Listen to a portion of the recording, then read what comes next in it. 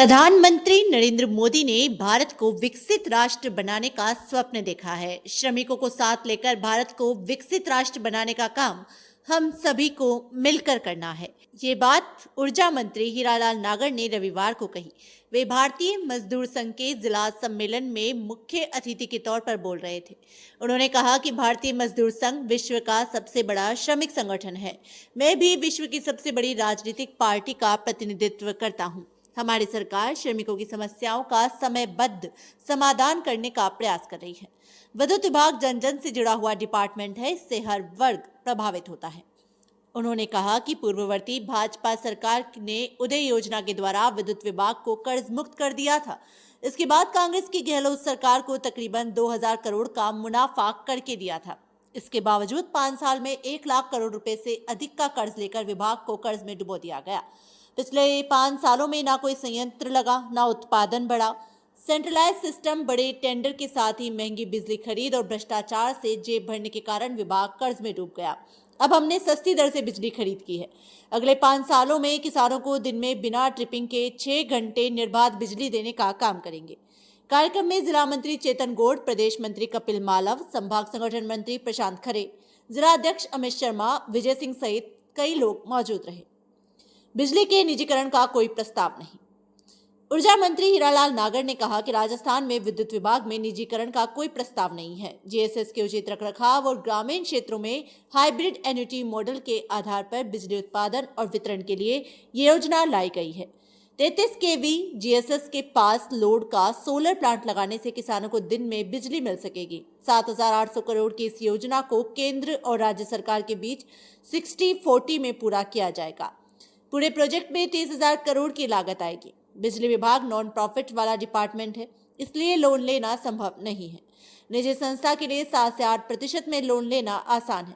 ऐसे में निजी संस्था के माध्यम से 10 वर्षीय प्रोजेक्ट को पूरा करके गांव में निर्बाध और गुणवत्तापूर्ण बिजली दी जाएगी।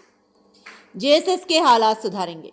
नागर ने कहा कि जीएसएस के उचित रखरखाव के लिए सरकार प्रयासरत है। जीएसएस पर कर्मचारी के सिलेक्शन के लिए कमेटी का गठन किया जाएगा। वहीं बायोमेट्रिक हाजिरी दिन में 3 बार फेस रीडिंग के माध्यम से कराई जाएगी। उन्होंने कहा कि बिना ऑनलाइन रिक्वेस्ट के शटडाउन नहीं देने का नियम बना रहे हैं। विद्युत तंत्र में सुधार और निर्बाध बिजली वितरण के लिए जनता के भी सुझाव ले रहे हैं। लेकिन हमारे गांव में रहने वाले लोगों को इस बार भीषण गर्मी में काफी समस्याओं का सामना करना पड़ा है और उसका सबसे बड़ा कारण रहा पिछली सरकार की अदूरदर्शी नीतियों का। उन्होंने अभी नवंबर से हमारा कृषि का सीजन शुरू होता है।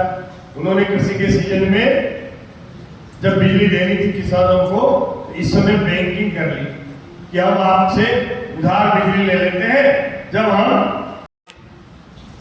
करीब 7,800 करोड़ का एक आरडीएसएस का प्रोजेक्ट मिला, हमें जरूरत है कि 7,800 करोड़ से काम नहीं चल रहा है।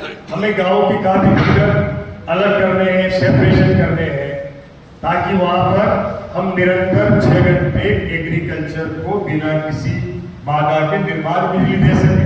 वो तब होगा जब वो सिंगल 3 फेज हो जाएंगे और उन पर 6 घंटे बाद सिंगल फेज प्रसारित नहीं होगा।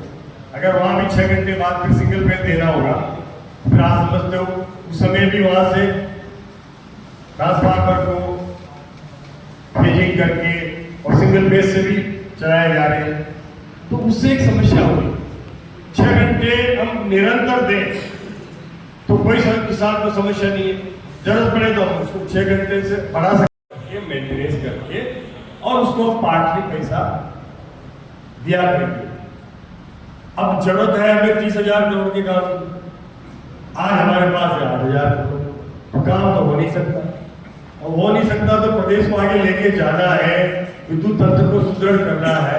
तो हमें इसलिए हेम पे लाए हैं कि उसी से जब रेवेन्यू आएगा हम उसको लौटाते रहेंगे। जो काम हमें आज बैंक में जाते हैं, इतना कर्जा है, हमसे 12-13%, 14% मांगते हैं। आपको लोन दे देते होंगे 9% पे, इसको हमको कोई लोन देने को तैयार नहीं हो रहा, ऐसी इसकी क्रेडिट खराब होगी।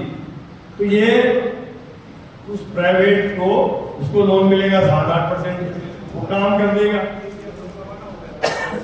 हम उसको 6 महीने में लौटा करके और फिर को 10 साल के प्रोजेक्ट